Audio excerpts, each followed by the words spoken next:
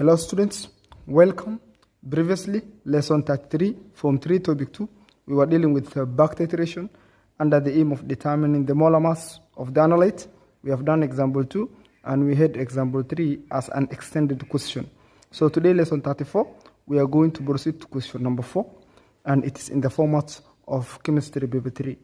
We are told you are provided with the first one, 2 molar hydrochloric acid labeled as solution R, 0.4 molar sodium hydroxide labeled as solution Q, and 1.06 gram accurately weighed anhydrous carbonate, which is written X2 carbonate labeled solid A. And the demand or the aim of the practical is we are told you are required to determine the atomic mass of X in 1 mole of X2 carbonate. So learners, for you to know whether the question is from back titration or direct titration, you have to know when you're dealing with back titration, you are given 2 solutions. One which is an acid, in our case hydrochloric acid. The other one is a base, that's sodium hydroxide. And on top of those 2 solutions, you are given either a metal or a metal carbonate. So in our case, we are given metal carbonate, which is X2 carbonate. But if you are dealing with direct titration, you will be given only 2 solutions. Okay, procedure. The first procedure we are told using a clean measuring cylinder, measure 50 centimeter cube of solution R and transfer in 100 centimeter cube plastic beaker. Then Romeo 2, we are told add all solid air at once into the content of the beaker. Stir until effervescence stops. Romeo 3, we are told transfer this solution into a 250 centimeter cube volumetric flask and add distilled water up to the mark. Label this solution as solution B. We are told Romeo 4, fill the burette with solution Q. Then Romeo 5, we are having using a bibate and a bibate filler, comma, pipette or place 25 centimeter cube of solution B into a conical flask. Then we are told add 2 drops of phenolphthalein indicator. In Romeo 6, we are told titrate solution B using solution Q. Then Romeo 7, we are told record your results in the table below. And the last procedure, we are told repeat the titration 2 more times and complete the table. So here we are having volume of bibate used, which is equal to 25.0 centimeter cube. So this is the titration table given. So we have already been filled the table. Here we have the initial burette reading in centimeter cube, the final burette reading in centimeter cube, and here we have the volume of solution Q used in centimeter cube. So part A, we are told calculate the Romeo 1, the average volume of solution Q used. So for us to get the average volume, we have to check our titers. So all of them, the 3 titers, are in the range of plus or minus 0.2. So for us to get the average volume of solution Q used, we are supposed to add the 3 and divide by 3. So 20.0 plus 20.0 plus 20.0 divided by 3 will still give us 20.0, and the unit is cubic centimeter or centimeter cube. That's Romeo 1. Romeo 2, we are told number of moles of hydrochloric acid in 25 centimeter cube of solution B. Remember, sodium hydroxide, that solution Q, is the one that has reacted with solution B. Because check here, in Romeo 4 procedure, we are told fill the burette with solution Q, which is the sodium hydroxide. And here, Romeo 5, we are told using bibate and a bibate filler, place 25 centimeter cube of solution B into a conical flask. Then Romeo 6, we are told titrate solution B using solution Q. So that means we have to get, first of all, the number of moles of solution Q, and that is the time that we can use mole ratio to get the number of moles of hydrochloric acid in 25 centimeter cube of solution B. So check, we are given the molarity of solution Q. Here it is 0.4, and we have the volume of solution Q to be 20.0. So we can get its number of moles. So we are going to write moles of solution Q, which is sodium hydroxide. It will be equal to molarity, which is 0.4, multiplied by volume used, which is 20.0, then divided by 1000. So here we are going to get 0.008 moles as our number of moles.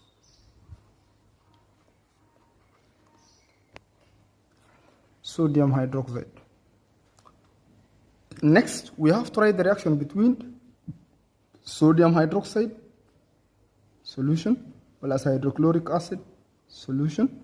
Here we are going to get sodium chloride aqueous plus water, which is liquid. So let's see the mole ratio, because this reaction is self-balanced. The mole ratio between sodium hydroxide ratio hydrochloric acid is 1:1. So it is 1:1. And we know the number of moles of sodium hydroxide, it is 0.008 moles. So we can ask us, what about the number of moles of hydrochloric acid? So we can say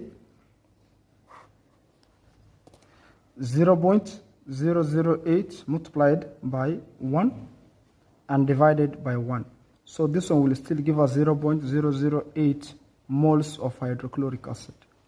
Moles of hydrochloric acid. That will be Romeo 2. So we go Romeo 3. Number of moles of hydrochloric acid in 250 centimeter cube of solution B. So check here, we are having the number of moles of hydrochloric acid in 25 centimeter cube of solution B. It is number of moles is 0.008. So what about 250 centimeter cube of solution B? We can relate and we can say 25, or if 25 centimeter cube of solution B can give us 0.008 moles as it is number of moles. So we can say, what about 250 centimeter cube? What number of moles can it give us? So we can say 250 multiplied by 0.008 divided by 25. So here we are going to get 0.08 moles. That's the number of moles of hydrochloric acid in 250 centimeter cube of solution B. In other words, the excess moles of hydrochloric acid. So next, we are going to get Romeo 4. We are told number of moles of hydrochloric acid in 50 centimeter cube of solution R. So if we go back to the first page, we are told using a clean measuring cylinder, measure 50 centimeter cube of solution R. So we have the volume of solution R. What about the molarity of solution R? We are given 2 molar. Therefore, we can get the number of moles of hydrochloric acid as molarity, which is 2, multiplied by volume, which is 50, divided by 1000. So we are going to say number of moles of hydrochloric acid in 50 centimeter cube of R will be equal to molarity, which is 2, multiplied by volume, which is 50, divided by 1000. So here we are going to get 0.1 moles, 0.1 moles of hydrochloric acid. So this is the original moles of hydrochloric acid. So Romeo 5, we are told the number of moles of hydrochloric acid that reacted with the carbonate. That's solid A. Remember, this 0.1 moles of hydrochloric acid is the original moles of hydrochloric acid, and this number of moles of hydrochloric acid, 0.08 moles, is the number of moles of hydrochloric acid that reacted with the sodium hydroxide. In other words, the excess acid. So if we want to get the number of moles of hydrochloric acid that reacted with the carbonate, we can use the formula which was original moles minus the excess moles. So you can say moles of hydrochloric acid reacted with carbonate will be equal to original moles of hydrochloric acid, or the initial moles of hydrochloric acid, which is 0.1 moles, minus the excess moles of hydrochloric acid, excess moles of hydrochloric acid. So this will be equal to 0.1 minus 0.08. This will be equal to 0.02 moles of hydrochloric acid. So this moles of hydrochloric acid is the number of moles of hydrochloric acid that reacted with the carbonate. In Romeo 6, we have number of moles of the carbonate that reacted with the 50 centimeter cube of solution R. So remember, we have gotten the number of moles of hydrochloric acid that reacted with the carbonate to be 0.02 moles. So that means we can write the reaction between the carbonate and hydrochloric acid. Then using the mole ratio, we can get the number of moles of the carbonate that reacted with the 50 centimeter cube of solution R. So we have X2 carbonate which is solid, reacting with hydrochloric acid, which is aqueous. Here we are going to get X chloride. Remember, X has a valence of 1 and chlorine has a valence of 1, plus water, which is liquid, plus carbon dioxide.